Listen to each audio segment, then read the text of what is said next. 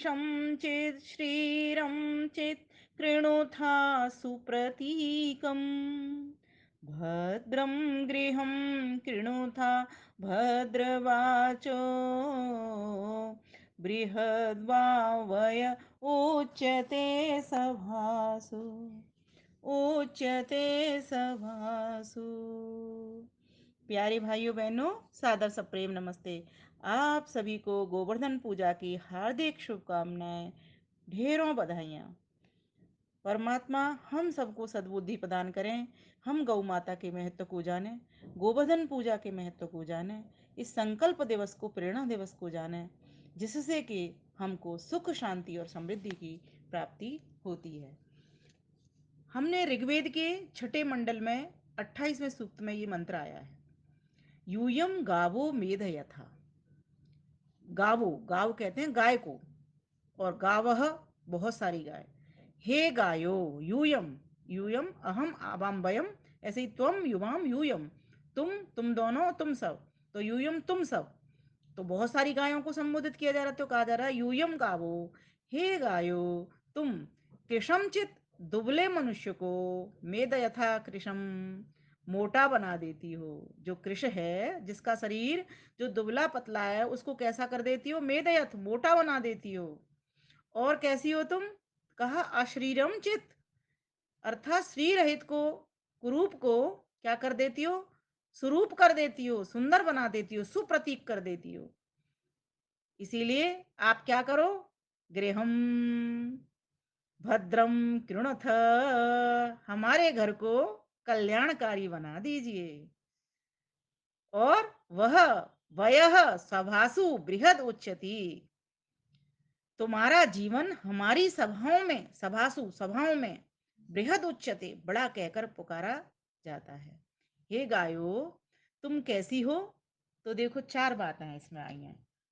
एक तो तुम दुबले व्यक्ति को मोटा करती हो, मीन्स तंदुरुस्त कर देती हो, भारी भरकम नहीं, जैसे भैंस का दूध करता है, ऐसा कर देती हो। दूसरा, जो कुरूप हैं उनको आप क्या कर देती हो? स्वरूप कर देती हो, सुंदर बना देती हो। और तीसरी बात, इसीलिए हम कह रहे हैं आपको कि हमारे घरों के भीतर आप विराजमान हो जाओ, अर्थात हमारे घरों के भीतर भी एक, प्रति घर में एक एक गाय होना आवश्यक है।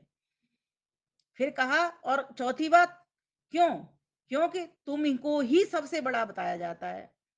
जब भी कोई बात चलती है समृद्धि की, सुख की, शांति की, तो हमारी सभाओं में तुम्हें ही, तुम्हारा ही महत्व बड़ा बताया जाता है। तो इस मंत्र में क्या बताया, भगवान क्या कह रहे हैं? स्वयं भगवान की वाणी है वेद, और वेद में क्या बताया जा रहा है कि गाय माता ही है जो हम सबका क्या है? आधार है, जिससे क्या होता है? हम सभी को सुख की प्राप्ति होती है। आपको बताऊंगी किस किस तरीके से और क्या क्या, एक गाय क्या क्या काम करती है। वेदों में तीन प्रकार के पशुओं को बताया जाता है। आपको जब आप वेद पाठ करोगे, वेद पढ़ोगे, अर्थों को समझोगे, तो आपको पता लगेगा। वहां पर तीन वर्गों का जिक्र है, और हम सब भी देख ही रहे हैं। एक तो गोवर्ग होता है, एक होता है अश्ववर्ग, और तीसरा होता है श्ववर्ग। तो गोवर्ग में तो सब पशु आ जाते हैं जो कि दूध पिलाने वाले हैं, जैसे गाय हो गई, है ना, और भैंस हो गई, बकरी हो गई, ऊँटनी हो गई। ये सब कैसे होते हैं? गोवर्ग वाले प्राणी। और अश्ववर्ग में वो आ जाते हैं जो वाहन है, व्हीकल है, घोड़े हैं, गधे हैं, खच्चर हैं, ऊंट हैं, है ना, ये सब आ जाते हैं जो सवारी के काम आते हैं। और स्ववर्ग में जो कुत्ते आदि हैं जो घरों की रखवाली करते हैं, वे आ जाते हैं। लेकिन इन तीनों में भी सबसे अधिक महत्व किसका है? इसीलिए जिसको बड़ा कहा जाता है। तो कहा, इन सब में गोवर्ग सबसे प्रिय है, और उस पूरे गोवर्ग में से भी गौ माता सबके लिए उपयोगी और श्रेष्ठ बताई गई है। क्यों? क्योंकि माता के समान व्यवहार करती है। जब बालक पैदा होता है तो किसका आंचल पीता है? माँ का। और माँ के स्तनों से दूध नहीं निकले तो डॉक्टर्स क्या कहते हैं? गाय माता का दूध पिलाओ। तो इस प्रकार से गौ माता का बहुत अधिक महत्व है। इसीलिए हमारा किसी का भी बिना गौ वर्ग के काम नहीं चलता। इसलिए गौ माता को क्या कहा गया है? श्रेष्ठतमम। गौ माता को श्रेष्ठतम कहा गया, उसकी पदवी सबसे ऊंची बताई गई है। तो इस प्रकार से हमें गौ माता को समझ करके पहले तो इसका महत्व तो समझना चाहिए। वैसे भी आप देखोगे कि माँ का दूध तो हम साल, 2 साल, 3 साल ज़्यादा से ज़्यादा पी लेते हैं, लेकिन उसके बाद बुढ़ापे तक कौन पालन करता है हमारा? गाय माता तो करती है। और जिस अन्न को हम खाते हैं, वो किसके द्वारा हमारे पास अन्न पहुँचता है? खेत किसके कारण जोते जाते हैं? तो कहा बैलों के कारण, जो गाय माता के बछड़े हैं, उनके कारण खेत जोते जाते हैं। तो गौ माता की बहुत अधिक महिमा वर्णन की गई है, इसीलिए कहा जा रहा है कि आप तो दुबले को मोटा कर देती हो। माँ के दूध में बच्चे की पुष्टि के सभी पदार्थ होते हैं। बच्चा ना रोटी खाता, ना पानी पीता है। छोटा जो बच्चा होता है, वो क्या करता है? लेकिन माँ के दूध को पी करके उसको सारे खाद्य पदार्थ मिल जाते हैं, पेय भी मिल जाते हैं। और जब माँ का नहीं हो, तो फिर पशुओं का। पशुओं में कौन किसका बताया जाता है? गाय का, क्योंकि समता है, तुल्यता है।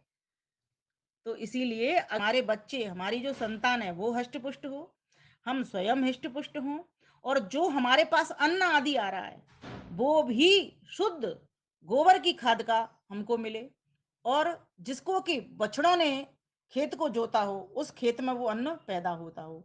तो ऐसी गौ माता का बहुत अधिक महत्व है। इसीलिए तो हमको गौ माता का क्या करना चाहिए? वर्धन। और क्या करना चाहिए? सुरक्षा, संरक्षण। और क्या करना चाहिए? पोषण, पुष्टि। सच बताऊं, यही गोवर्धन पूजा है। जिस व्यक्ति को ये समझ में आ जाती है कि मेरी जो गौ माता है वो मेरा आधार है, और मेरा ही नहीं पूरे राष्ट्र का, और पूरे राष्ट्र का ही नहीं पूरे विश्व का। गावो विश्वस्य मातरः। गाय माता पूरे विश्व की माता है। पूरा विश्व इस गौ माता का दूध पीता है। और गौ माता सबके लिए उपयोगी होती है। और सिर्फ दूध ही नहीं पीता, गौ माता का मूत्र भी औषधियों के काम आता है।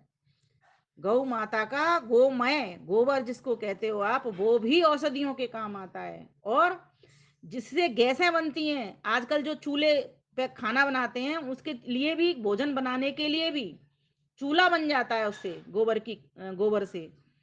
तो इस प्रकार से गोमूत्र हो, गोमय हो, और दुग्ध हो, ये तो काम आते ही आते हैं। पूरी साक्षात खड़ी गौ माता, जिसके मात्र चरण स्पर्श करने से, और जिसकी जो पूंछ है, उस पूंछ का भी, के ऊपर भी हाथ फेरने से बहुत अधिक लाभ होता है। और एक और बात, अभी नई नई खोजें निकल के आ रही हैं बहुत। हमारे देश के भीतर महान पुरुष हुए, देशभक्त हुए, उन्होंने गौ माता की सेवा की। जैसे महर्षि कपिल हुए, है ना, राजा कपिल हुए, और क्या कहते हैं, भगवान कृष्ण हुए, जिनको ठीक ठीक सीधा सीधा इनको गोपाल कहा जाता है। गुरु वशिष्ठ हुए, नंद बाबा हुए। बहुत बड़ी बड़ी इनकी गौशालाएं थी, और बहुत अधिक गौ पालन करते थे, जिससे पूरे पूरे देश का, इतनी इतनी बड़ी गौशाला होती थी कि एक गौशाला से पूरा एक देश भोजन कर ले। तो सोचिए। और कहा भी जाता है कि गौ माता तो सचमुच बहुत अधिक उपकार करती है। मैं आपको गिनाने लगूं कि एक गाय से कितना मिलता है, और एक गाय की पीढ़ी कितने लोगों का पालन करती है। तो आप उसके लिए सत्य प्रकाश का 10वां समोल्लास खोल लेना। वहां पर आपको मिल जाएगा। महर्षि दयानंद सरस्वती ने गौ करुणानिधि पुस्तक लिखी है, वहां पर आपको गौ का प्रकरण मिल जाएगा। तो आप महर्षि दयानंद सरस्वती की इन पुस्तकों को देखिए, कितने बड़े गौ भक्त थे। जैसे भगवान कृष्ण गौ भक्त थे, वैसे ही महर्षि दयानंद सरस्वती ने दुर्दशा देखी। जहां जहां उन्होंने दुर्दशा देखी, वहीं वहीं पर बार किया। नारियों की देखी, नारियों पे किया। गौ माता की देखी, गौ माता पे किया। अशिक्षा की देखी, अशिक्षा पे वार किया। अज्ञान देखा, अंधकार देखा, उस पे वार किया। जहां जहां से उनको लग सकता था, वहां वहां पर उन्होंने वार किया। तो कहने का भाव यहाँ पर ये है कि गौ माता हमारा किस तरह से उपकार करती है। आइए थोड़ा सा इसको महर्षि दयानंद की भाषा में समझ लेते हैं। महर्षि दयानंद सरस्वती लिखते हैं कि उपकारक प्राणियों की हिंसा, अर्थात जैसे एक गाय के शरीर से दूध, घी, बैल, गाय उत्पन्न होने से एक पीढ़ी में लगभग कुछ कम 4 लाख मनुष्यों को सुख पहुंचता है, ऐसे पशुओं को कभी नहीं मारना चाहिए, और न मारने देने चाहिए। देखिए 3 प्रकार के कर्म होते हैं। एक कृत कर्म, एक कारित कर्म, और एक अनुमोदित कर्म।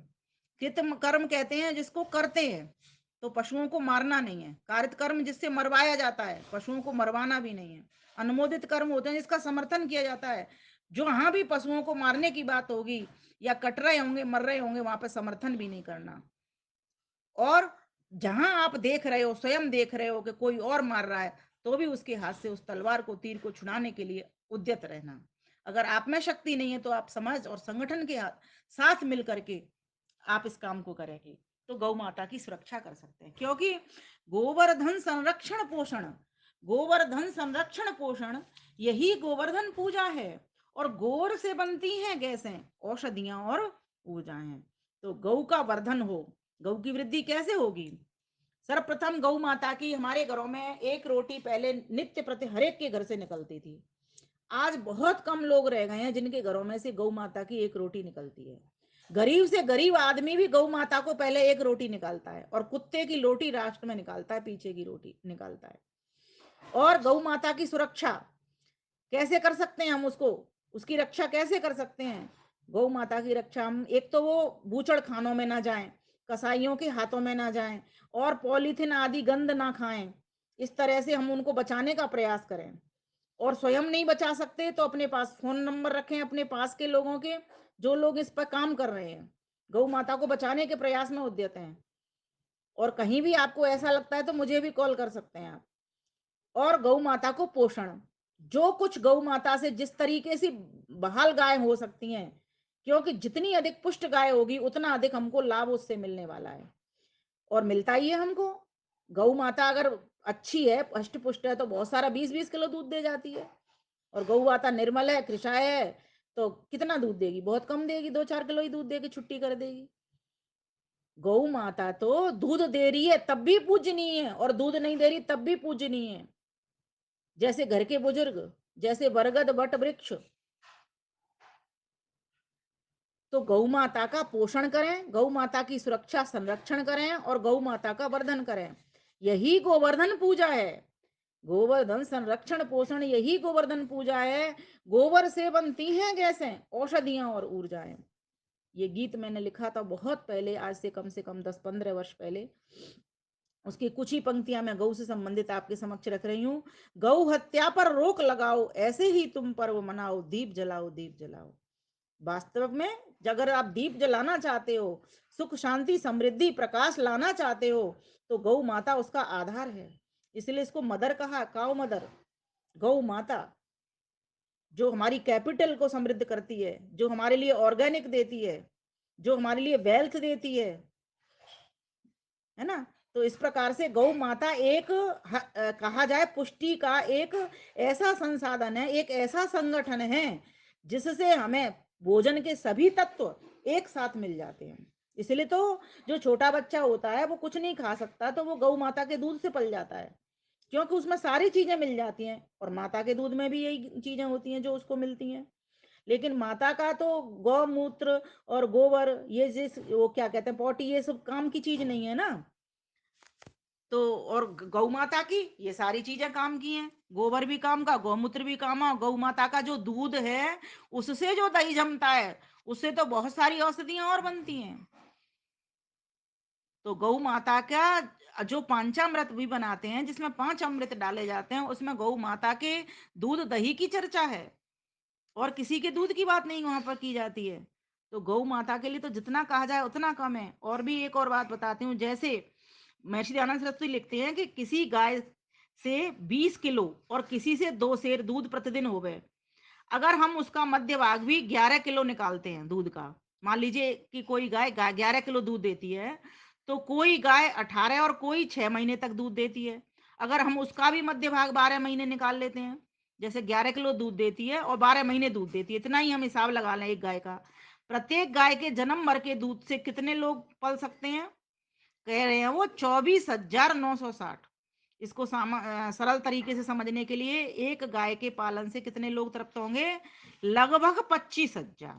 इस तरह याद कर लीजिए, आपको पता लग जाएगा, किसी और को भी बताने के लिए कितना बड़ा महत्व है। और अगर उसके 6 बच्ची और 6 बछड़े होते हैं, 12 संतान हो गई, और उनमें से भी अगर हम समझते हैं कि 2 मर गई मान लीजिए, तो कितनी रह गई? 10। अब उनमें से 5 बछड़ियों के जन्म भर के दूध को मिला करके 1,24,800 मनुष्य तृप्त एक बार में हो सकते हैं। 1,24,000। अब इसको भी सामान्य भाषा में याद करें, लगभग 1.25 लाख। अब रहे 5 बैल, हिसाब देखिए, महर्षि दयानंद सरस्वती का चिंतन देखिए।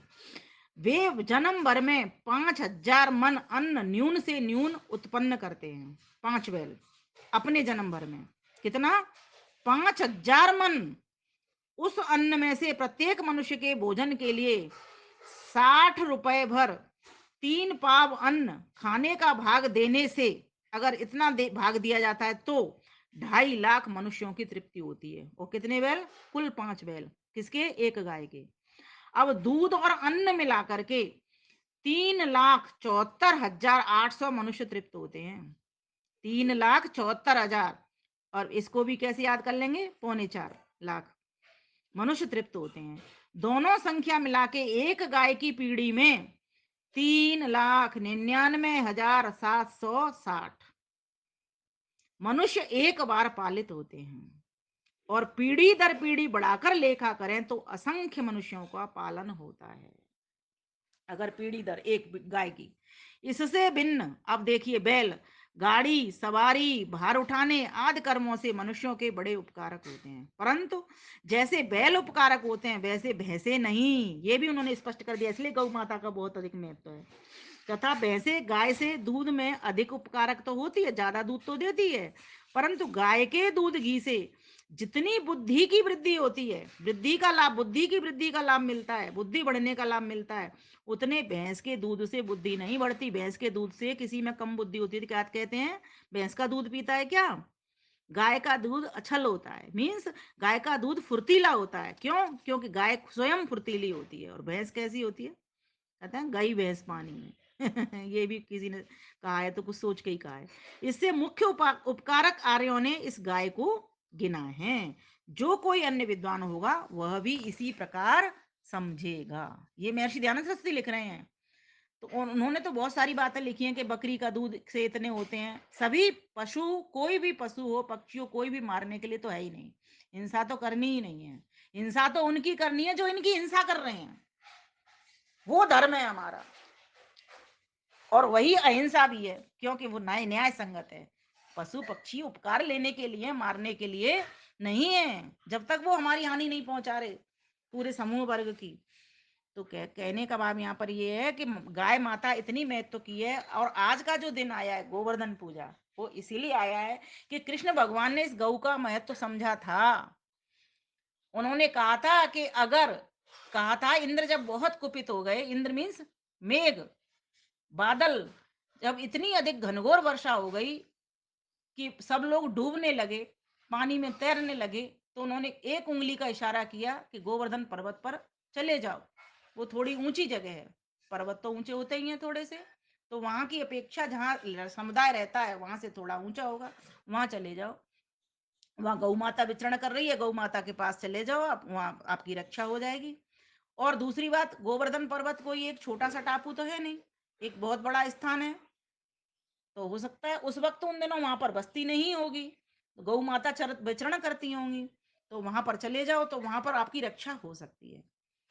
तो आप ये सोचिए कि कृष्ण भगवान के प्रति के भीतर कितनी बड़ी गौ भक्ति थी और कितनी बड़ी भक्ति प्रजा के प्रति थी, वहां के लोगों के प्रति थी। तो उन्होंने उनको सुरक्षा प्रदान की। इसलिए गोवर्धन का पर्व जो आज आज के दिन मनाया जा रहा है, क्योंकि किसी की भी के भी घर में दीप तभी जल सकते हैं जब गौ माता हमारे घर में होगी। गौ माता ही हमारी पालक है, गौ माता ही हमारी रक्षक है। और कभी भी ये मत सोचना कि हम गौ माता की सुरक्षा कर रहे हैं, गौ माता का पालन कर रहे हैं, पोषण कर रहे हैं। हम कौन होते हैं करने वाले? जब एक गौ माता ने, तो महर्षि दयानंद सरस्वती ने बता दिया कि इतनी पीढ़ियों को पाल, एक पीढ़ी गौ माता की इतने लोगों को पाल देती है, लगभग 4 लाख लोगों को। तो हमारी, हम क्या क्या पाल सकते हैं? इतने लोगों को पाल सकते हैं। हाँ, हमें गौ माता, इतनी गौ माताओं को अगर हम बचा लेते हैं, इतनी गौ माता के पालन पोषण का अगर हम जिम्मा उठा लेते हैं, उनको कटने से बचा सकते हैं, उनके बढ़ाने के लिए उपक्रम कर सकते हैं, उनके प्रोडक्ट का, उनका जो उत्पाद है गौ माता के गोबर से है, उनका अगर हम सही प्रकार से इस्तेमाल कर रहे हैं, अपने घरों में इस्तेमाल कर रहे हैं, तो हम वास्तव में गौ माता की उसमें ऋण में एक छोटी सी आहुति हम लगा सकते हैं। बस इतना मात्र समझना चाहिए। तो गौ माता का तो बहुत बड़ा महत्व है। आज गौ माताएं कट रही हैं, इसीलिए ये दुख बढ़ रहा है। जिस दिन गौ माताएं सुखपूर्वक से विचरना प्रारंभ कर देंगी, उस दिन पुनः सुख शांति समृद्धि आ जाएगी। और यही वेद मंत्र ने कहा है। जो गौ माता तुम्हें कुरूप से स्वरूप बनाने वाली है, जो गौ माता तुमको हष्ट पुष्ट करने वाली है, तुम कमजोर लोगों को बलवान बनाने वाली है। आज हमारे देश को कैसे लोग चाहिए, कैसी संतान चाहिए? हिष्ट पुष्ट बलवान सुंदर संतान चाहिए, और हर किसी को चाहिए, हर किसी को चाहिए। हमारे ही देश को नहीं, क्यों? वेद भगवान तो सबके लिए आज्ञा दी है, लेकिन हमारा देश सौभाग्यशाली है कि उसने इस अध्यात्म को समझा, उस ईश्वर की वाणी को समझा, और वो आत्मसात कर रहा है। और समय समय पर हमारा देश विश्व गुरु बन जाता है। और अब फिर वही आसार हमको नजर भी आ रहे हैं कि हमारा भी एक ऋषि ब्रिटेन में जाकर के अब राज्य करेगा, और चुना गया है। तो बड़ा, मैं तो कहती हूँ, आप सभी को बधाई देते हैं इसके लिए। हमें कोई इस बात पे गर्व नहीं है, हमें अपनी संस्कृति पे गर्व है कि संस्कृति हमारी कितनी समृद्ध है। और पुनः वहां पे भी ये वैदिक संस्कृति आएगी। जो राजा बना है हमारा, वहां पर जाकर के ब्रिटेन का राजा बना है, जो इन्फोसिस की जो मालिक सुधा मूर्ति जी हैं, उनका पुत्र। तो वो किस लिए बना है? जिससे कि पूरा विश्व आर्य बने, पूरा विश्व के भीतर वैदिक संस्कृति पुनः आए। इसीलिए पोषण के लिए बना है, न कि शोषण के लिए। वो लोग, वहां की ब्रिटेन की महारानी ने हम पे राज्य किया, तो हमारा शोषण किया, लेकिन हम वहां पर जाकर के भी पोषण करेंगे, ईश्वर की संस्कृति को ही लाएंगे। हम अपना कुछ नहीं चाहते। तो ये हमारी मानसिकता में और उनकी विदेशियों की मानसिकता में ये अंतर रहा हुआ करता है। तो कहने का भाव यहाँ पर ये है कि गोवर्धन पूजा जो आई है, वो ये बताने के लिए आई है, हमें वैदिक इस गोवर्धन पूजा का शुद्ध स्वरूप समझना चाहिए। और शुद्ध स्वरूप समझ करके गौ माता के लिए आज के दिन कुछ दान निकालना चाहिए, गौशालाओं में कुछ दान पहुंचाना चाहिए। अगर आप हिसाब लगाएं एक रोटी के हिसाब से, 365 दिन का, अगर एक रोटी 5 रुपए की है, तो आप, मैं तो कहती हूँ 1100 रुपए आप वहां पे गौशाला में दान दियाइए। और अगर आपसे ऐसे लगता है कि वो पैसा कहीं जाएगा, तो आप अपने हाथ से चारा ले जाइए, गुड़ ले जाइए उतने रुपए का। इस प्रकार से आपकी एक रोटी निकल जाएगी। विकल्प बहुत हो सकते हैं, लेकिन अगर मन के भीतर, आपके भीतर ये इच्छा पहले जागृत होनी चाहिए कि मैं अपनी गौ माता को कटने नहीं दूंगा, मैं अपनी गौ माता को कसाईयों से बचाऊंगा, मैं अपनी माता को कसाईयों से नहीं, अगर हम भी अगर उसका पालन नहीं कर रहे हैं, तो हमसे भी बड़ा कोई कसाई नहीं है। इस बात पर भी ध्यान देना। सिर्फ वो जो काट रहा है वही कसाई नहीं है। अगर हम ध्यान नहीं दे रहे हैं, तो भी हम कसाई। कोई माता पिता अगर अपनी संतान पर ध्यान नहीं दे रही, तो माता पिता स्वयं कसाई हैं। ये स्वयं महर्षि दयानंद सरस्वती ने ये इस तरह से लिखा है। ये न वालो न पाठता, पिता माता दोनों बैरी और शत्रु होते हैं, जो अपने बच्चों को नहीं पढ़ाते, जो उत्तम शिक्षा नहीं देते हैं, तो हमसे बड़ा दुश्मन होगा कौन? तो सोचिए कि हमें गौ माता के इस महत्व को समझना होगा। आज गोवर्धन पर्व पर, गोवर्धन पूजा के पर्व पर, और गौ माता के लिए कुछ दान निकालना होगा। और जो भी हो सकता है, यथासंभव यथाशक्ति आपको प्रयास करना ही होगा। तभी जा करके आप सुख शांति की भावना अंदर ले सकते हो, अर्थात सुख शांति की कामना कर सकते हो। तो भगवान से हम सभी आइए प्रार्थना करते हैं। हे प्रभु, हमें सद्बुद्धि प्रदान कीजिए। इसके लिए आप गायत्री मंत्र पढ़िए। गायत्री मंत्र ही हमको सद्बुद्धि देगा, जिससे हम अपनी गौ माता का पालन पोषण, संरक्षण और वर्धन कर पाएंगे। ॐ भूर्भुवः स्वः तत्सवितुर्वरेण्यं भर्गो देवस्य धीमहि धियो यो न प्रचोदयात्। ॐ भूर्भुवः स्वः तत्सवितुर्वरेण्यं भर्गो देवस्य धीमहि धियो यो न प्रचोदयात्। ॐ भूर्भुवः स्वः तत्सवितुर्वरेण्यं भर्गो देवस्य धीमहि धियो यो न प्रचोदयात्, धियो यो न प्रचोदयात्। हे परमपिता परमेश्वर, आप भू हो, प्राणों के प्राण हो, भुव हो, दुख नाशक हो, स्व हो, सुख स्वरूप हो। हे प्रभु, समस्त चेतना आपकी चारों ओर जड़ और चेतन में प्रवाहित है, समाहित है। हे प्रभु, आप हम सबके दुखों को दूर करने वाले, दुखों से छुड़ाने वाले, दुखों से बचाने वाले सुख स्वरूप हो, आनंद के भंडार हो। हे प्रभु, आपकी ही प्रेरणा से, आपके ही दिए हुए ज्ञान से, आपकी ही उत्पन्न की हुई सृजन शक्ति से, हे प्रभु, हम ये निर्णय करें कि हम आपके विशुद्ध तेज को भर लें, आपकी ही वेदवाणी के द्वारा हम इस बात के निर्णय पर पहुँचे हैं कि हम आपके विशुद्ध तेज को भरें। लेकिन उसके लिए हमको सद्बुद्धि दे दीजिए प्रभु, जिससे उस सद्बुद्धि को पा करके हम आपके जो-जो आप काम कर रहे हो, आपने गौ माता हमारे लिए उपकार के लिए बनाई है, हमारे सेवन के लिए भी बनाई है कि हम उसके दूध को पिएँ और उसके अमृत को पी करके वास्तव में गौ माता दूध नहीं देती, गौ गौ माता तो अमृत देती है। सोमो गौ अमृतम, मतलब गाय का दूध तो अमृत है, जिसके भीतर हर प्रकार के आपको विटामिन्स, प्रोटीन्स, मिनरल्स जो कुछ चाहिए एक बच्चे को या बड़े को, वो सब कुछ एक साथ मिल जाता है। एक व्यक्ति गाय का दूध पी करके जीवित रह सकता है। बहुत सारे साधु संत हैं, वो सिर्फ गाय के दूध का उपयोग करते हैं और जीवित रहते हैं। क्यों? क्योंकि वहां पर उनको एक साथ सभी चीज मिल जाती है। तो इस प्रकार से आज जप भी करें थोड़ा सा गायत्री मंत्र का, भगवान से सद्बुद्धि की प्रार्थना करें कि हम अपनी गाय माता को बचाएं। जो गाय माता हम सभी को बचाने में बचाती है, उस गाय माता को हम क्यों न बचाना। ये हम दोनों आपस का व्यवहार है, यही तो संबंध है। सभी पशु पक्षियों के साथ जैसे मनुष्य मनुष्य के साथ संबंध बनाता है, व्यवहार बनाता है, वैसे पशु पक्षियों के साथ भी हमारा संबंध हो। वो हमारे लिए करते हैं, हम उनके लिए थोड़ा बहुत करें। वो हमारे लिए अधिक करते हैं, हम बहुत कम करें। कम करें मीन्स हम कितना भी अधिक कर लेंगे तब भी हम कम ही कर पाएंगे, छोटी सी ही आहुति लगा पाएंगे। हमें अधिक से अधिक करना चाहिए। तो आइए मेरी स्वरचित कविता के साथ। गौ माता की वंशज जागो, गौ माता की दशा सुधारो, दूध पिया जो तुमने अब तक थोड़ा सा तो कर्ज उतारो। वंदे मातरम, वंदे मातरम।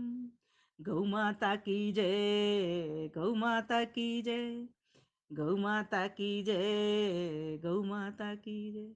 देवों की जननी गौ माता माँ देवी कहलाती है, देवों की जननी गौ माता माँ देवी कहलाती है। खाके घास पात और चारा हमको दूध पिलाती है, खाकर घास पात और चारा हमको दूध पिलाती है। गौ का हिस्सा रोज निकालो, गौ का हिस्सा रोज निकालो, सेवा कर सौभाग्य संवारो। दूध पिया जो तुमने अब तक थोड़ा सा तो कर्ज उतारो। गौ माता की जय, गौ माता की जय, गौ माता की जय, गौ माता की जय। जन्म से लेकर मृत्यु तक संस्कार सभी इससे होते। जब बच्चा होता है तब भी कहा जाता है गौ माता का लेपन हो, और जब व्यक्ति घर से विदा होता है तब भी गौ माता के गोबर का लेपन किया जाता है। क्यों? क्योंकि वो बैक्टीरिया फ्री है, इसीलिए। जन्म से लेकर मृत्यु तक संस्कार सभी इससे होते। दूध दही गोबर घृत से तन मन धन हर्षित सब होते। दूध दही गोबर घृत से तन मन धन हर्षित सब होते। गौदान कर शु विवाह पर, गौदान कर शु विवाह पर, बेटी का परिवार संवारो। दूध पिया जो तुमने अब तक थोड़ा सा तो कर्ज उतारो। गौ माता की जय, गौ माता की जय, गौ माता की जय, गौ माता की जय। गौदान की परंपरा आज तक उस गौदान शब्द को बोला जा रहा है। क्या है इसके पीछे हेतु? कि गौ दान में दी जा रही है कि बेटी, जैसे तूने यहाँ पर गौ की सेवा करके उससे दूध पिया और तू बड़ी हुई, वैसी उसी प्रकार से इस गौ को हम तुम्हें दे रहे हैं, और इसको लेकर के जाओ और अपने घर में भी संतानों को पैदा करो, उनको भी इस गौ माता का दूध पिलाओ, स्वयं दूध पियो और संतान को भी हिष्ट पुष्ट बलवान बनाओ, और देश के काम आए ऐसी संतान पैदा करो। तो वो गौ माता के ऊपर ही निर्भरता है, इसीलिए गौदान किया जाता है, और उसका नाम भी गौदान अभी भी चलता है। गौदान हो गया क्या, गौदान हो गया क्या, इस प्रकार से तो बेटी का परिवार भी संवरता है। दर दर भटक रही गौ माता शर्म न हमको आती है, दर दर भटक रही गौ माता शर्म न हमको आती है। जिसने हमको पाला पोसा कचरा खा मर जाती है, जिसने हमको पाला पोसा कचरा खा मर जाती है। मनुज पशु में अंतर क्या है, मनुज पशु में अंतर क्या है, अंतर मन में अर्थ विचारो। दूध पिया जो तुमने अब तक थोड़ा सा तो कर्ज उतारो, थोड़ा सा तो भाव उचारो, थोड़ा सा तो मन में उचारो। गौ माता के वंशज जागो, गौ माता की दशा सुधारो। दूध पिया जो तुमने अब तक थोड़ा सा तो कर्ज उतारो, थोड़ा सा तो मन में विचारो। कपिल कृष्ण और गुरु वशिष्ठ ने गौ माता का कर्ज उतारा। कपिल कृष्ण और गुरु वशिष्ठ ने गौ माता का कर्ज उतारा। आओ हम सब मिलकर भाई सफल करें गौ माँ का नारा। आओ हम सब मिलकर भाई सफल करें गौ माँ का नारा। गौ करुणा निधि पढ़ो पढ़ाओ। गौ करुणा निधि पढ़ो पढ़ाओ। दयानंद वन तन मन वारो। दूध पिया जो तुमने अब तक थोड़ा सा तो कर्ज उतारो। गौ माता के वंशज जागो। गौ माता की दशा सुधारो। दूध पिया जो तुमने अब तक थोड़ा सा तो कर्ज उतारो। वंदे मातरम। वंदे मातरम। वंदे गौ मातरम। वंदे गौ मातरम। गौ माता के वंशज जागो। गौ माता की दशा सुधारो। दूध पिया जो तुमने अब तक थोड़ा सा तो कर्ज उतारो। थोड़ा सा तो मन में विचारो। गौ माता की जय। गौ माता की जय। गौ माता की जय। गौ माता की जय। तो इस प्रकार से गौ माता के महत्व को हम बिल्कुल भी कम ना होने दें। और हम होते कौन है कम करने वाले? बस यही मन भाव में भाव बना करके हमको गौ माता की सुरक्षा करनी है, उसको बचाना है और उसको बढ़ाना है। मेरे साथ आप संकल्प लेंगे, हम अपनी गौ माता को बचाएंगे। हम अपनी गौ माता को बचाएंगे। एक बार और, हम अपनी गौ माता को बचाएंगे। अब बोलेंगे, हम अपनी गौ माता को बढ़ाएंगे। हम अपनी गौ माता को बढ़ाएंगे। हम अपनी गौ माता को बढ़ाएंगे। इस प्रकार से मैं आप सभी को धन्यवाद कहती हूँ और एक प्रेरणा भी आपको करती हूँ कि हम सभी गौ भक्त बने। जो व्यक्ति भक्ति से जुड़ जाता है उसका कल्याण स्वयं हो जाता है, चाहे वो ईश्वर भक्ति हो। और एक बात और है, ईश्वर भक्ति आते के साथ सभी भक्ति आ जाती है। महर्षि दयानंद सरस्वती ईश्वर भक्त थे, इसीलिए राष्ट्र भक्ति भी आ गई, मातृ पितृ भक्ति भी आ गई, है ना, समाज भक्ति भी आ गई, व्यक्ति व्यक्ति के प्रति भक्ति आ गई, प्राणी मात्र के प्रति भक्ति आ गई, गौ माता के प्रति भक्ति आ गई। इस प्रकार से हम सभी भी मातृ पितृ भक्त बने, राष्ट्र भक्त बने, गौ भक्त बने, गुरु भक्त बने, ईश्वर भक्त बने। इन्हीं शब्दों के साथ अपनी वाणी को विराम करती हूँ। आप सभी का बहुत बहुत धन्यवाद। नमस्ते। और पुनः गोवर्धन पूजा की आप सभी को हार्दिक शुभकामनाएं, ढेरों बधाई। नमस्ते जी।